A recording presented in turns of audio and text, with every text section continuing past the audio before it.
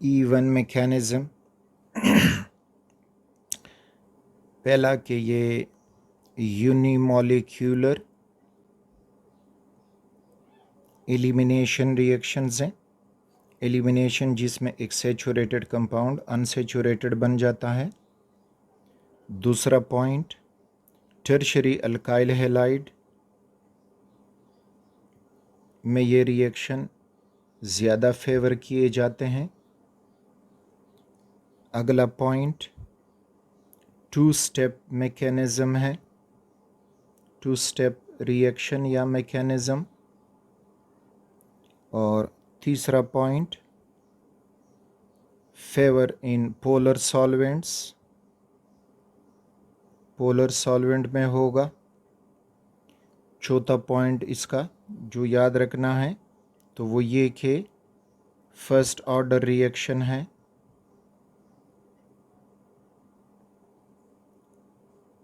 तो अब हम आते हैं इनकी तरफ कि यूनिमॉलिक्यूलर क्यों टर्शरी अल्काइल हैलाइड में अब डिटेल से समझते हैं।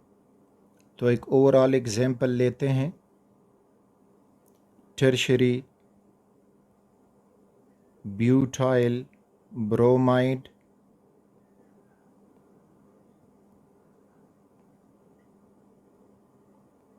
इसका रिएक्शन पोटाशियम हाइड्रोक्साइड के साथ in the presence of alcohol. तो एलिमिनेशन रिएक्शन अब ये ऐसा होगा कि पोटाशियम ब्रोमीन को निकालेगा और OH जो है वो किसी भी बीटा हाइड्रोजन को निकाल सकता है। ये कार्बन जो फंक्शनल ग्रुप से बॉन्डेड है इट इज़ अल्फ़ा कार्बन, और इसके साथ जो कार्बन बॉन्डेड हैं दे आर बीटा कार्बन। आगे फिर टू स्टेप मैकेनिज़्म है तो उसमें मज़ीद आपको क्लियर हो जाएगा।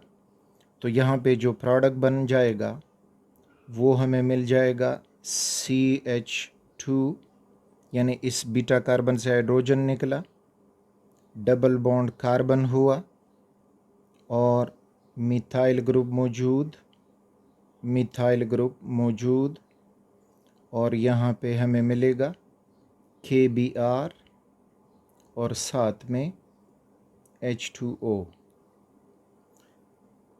तो इस तरह से एक सैचुरेटेड कंपाउंड अनसैचुरेटेड हुआ, दैट इज़ 2-मिथाइल प्रोपीन, और ये था टर्शरी ब्यूटाइल ब्रोमाइड। अब ये टू स्टेप मैकेनिज़्म है। तो पहले स्टेप में कार्बोनियम आयन या कार्बोकेटाइन फार्मेशन, कार्बोकेटाइन फार्मेशन होगा। वो किस फॉर्म में कि हम टर्शरी ब्यूटाइल ब्रोमाइड को लेते हैं, that is CH3, CH3, CH3 and bromine. अब यहाँ पे ब्रोमीन की तरफ बॉन्ड टूट के ब्रोमाइड हो जाएगा और ये सारा जो है टर्शरी कार्बोकेटाइन बन जाएगा। So we will get CH3, CH3 and CH3. So we got this tertiary carbocation और साथ में ब्रोमाइड आयन। ये था पहला स्टेप। बॉन्ड इसमें टूट रहा है तो इस वजह से ये है स्लो स्टेप। नेक्स्ट जो स्टेप है तो वो है रिमूवल ऑफ बीटा हाइड्रोजन।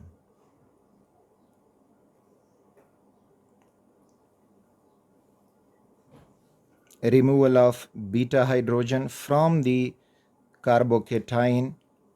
तो इसको अब हम यूं समझते हैं कि ये कार्बन बॉन्डेड टू कार्बन और कार्बन है, पॉजिटिव चार्ज मौजूद है।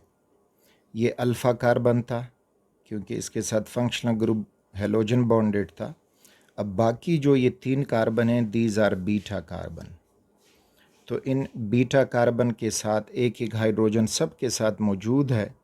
Single bond hydrogen hydrogen hydrogen, इसी तरह से हाइड्रोजन हाइड्रोजन हाइड्रोजन, और यहाँ पर भी हाइड्रोजन। और आगे जो आ रहा है that is hydro oxide base. अब यहाँ पे अगर आप देखोगे तो जितने भी बीटा कार्बन हैं सब जो हैं एक जैसे पोजीशन पे हैं और सब जो हैं इक्वल अमाउंट ऑफ हाइड्रोजन रखते हैं। तो सेड ज़ेफ रूल यहाँ पे ओबे नहीं होगा। किसी भी बीटा हाइड्रोजन को यहाँ से हम एक्सपेल आउट कर सकते हैं। तो अब यहाँ पे जो ये बॉन्ड है ये टूट जाएगा इस तरफ ताकि डबल बॉन्ड हो जाए, और ये जो हाइड्रोक्सल आयन है इस हाइड्रोजन को ग्रेब कर जाएगा, that is a beta hydrogen.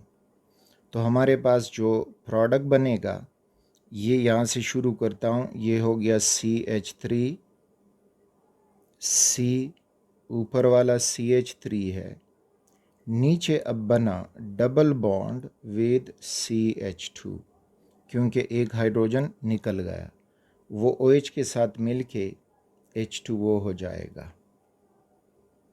अच्छा, अब ये फास्ट स्टेप है क्योंकि एक स्ट्रॉन्ग बेस है तो इस वजह से ये प्रोटॉन को जल्दी एक्सेप्ट करता है, तो ये होगा फास्ट स्टेप। तो ये था second step of the E1 mechanism. पहले स्टेप में इधर कार्बोकेटाइन बना और दूसरे स्टेप में बीटा हाइड्रोजन की डिपार्चर हो गई और हमें अनसैचुरेटेड कंपाउंड अल्कीन मिला। अब जो स्लो स्टेप होता है वो रेट डिटरमाइनिंग स्टेप होता है, तो उसी से हम रेट इक्वेशन लिखेंगे। तो rate equation, rate is equal to rate constant K, और अब रेट इक्वेशन में कौन कौन से रिएक्टेंट हैं, तो ऊपर जब हम जाते हैं this is the slow step, और स्लो स्टेप में एक ही रिएक्टेंट है that is tertiary alkyl halide या टर्शरी ब्यूटाइल ब्रोमाइड। तो rate is equal to K, molar concentration of tertiary butyl bromide CH3 whole 3C and Br। तो अब rate step में एक ही मॉलिक्यूल इन्वॉल्व है, तो इस वजह से इसको यूनिमॉलिक्यूलर या E1 लिखा जाता है या पुकारा जाता है, और इसका पावर जो है वो 1 है, तो इस वजह से ये फर्स्ट ऑर्डर रिएक्शन है। तो ये था E1 एलिमिनेशन रिएक्शन का मैकेनिज़्म। अब E1 मैकेनिज़्म में हमने यूनिमॉलिक्यूलर केस को क्यों कहा जाता है, 2 स्टेप रिएक्शन है तो वो भी हमने स्टडी किया कि 2 स्टेप क्यों है, फर्स्ट ऑर्डर क्यों है, पोलर सॉल्वेंट इसमें इस्तेमाल होता है। अब समझते हैं कि टर्शरी अल्काइल हैलाइड्स क्यों जो हैं वो E1 मैकेनिज़्म को फेवर करते हैं। टर्शरी अल्काइल हैलाइड अब इस E1 मैकेनिज़्म को क्यों फेवर करते हैं, तो एक तो ये कि ये हुआ tertiary alkyl halide and this is the OH जो इनका रिएक्शन हो रहा है। एक पॉइंट तो ये है कि जो OH है it is a strong base, और बेस फेवर करता है टू अटैक ऑन प्रोटॉन यानी हाइड्रोजन आयन। तो एक रीज़न तो ये है, तो इस वजह से ये पॉजिटिव जो कार्बन है उस पे अटैक करने की कोशिश नहीं करेगा, बल्कि इस बीटा प्रोटॉन्स पे ये अटैक कर सकता है स्ट्रॉन्ग बेस होने की वजह से। दूसरा, स्टीरिक हिंड्रेंस।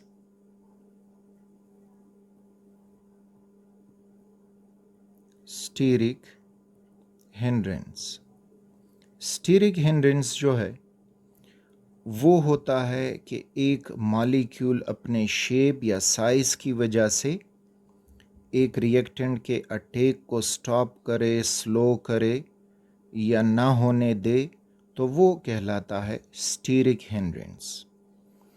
तो यहाँ पे जो ये मिथाइल ग्रुप्स हैं, these are bulky methyl groups.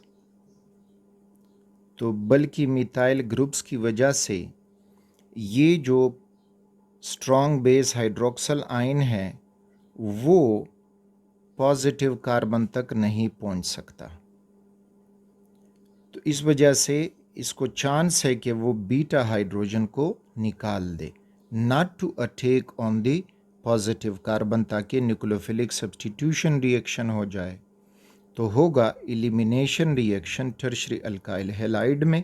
तो वो इसलिए फेवर करते हैं कि एक तो स्ट्रॉन्ग बेस है जो प्रोटॉन फेवर करता है कि अटैक कर जाऊं, और दूसरा टर्शरी कार्बोनियम आयन जो है या tertiary carbon is surrounded by bulky alkyl groups, so they provide steric hindrance, और उस स्टीरिक हिंड्रेंस की वजह से OH कार्बन तक नहीं पहुंच सकता।